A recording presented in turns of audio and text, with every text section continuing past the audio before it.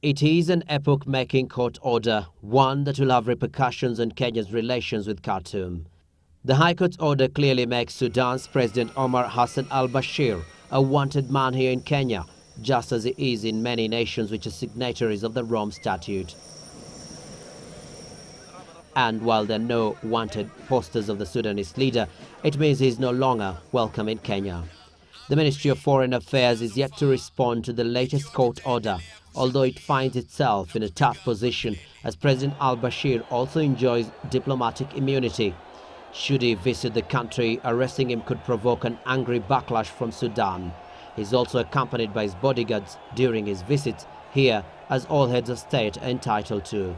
The issuance of a warrant of arrest for His Excellency al-Bashir, a duly elected President of the Sudan, is a violation of the principles of sovereignty guaranteed under the United Nations. Justice Ombija said the International Commission of Jurists Kenya chapter has the legal right to appear before a court on the matter, hence his decision to make an order on the application.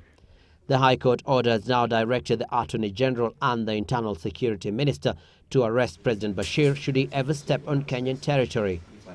The ICJ Kenya chapter had in its application to the High Court asked that Kenya effect two earlier requests for cooperation in the arrest and surrender of Omar al-Bashir issued by the ICC in March 2009 and July last year, as Kenya is a signatory of the Rome Statute.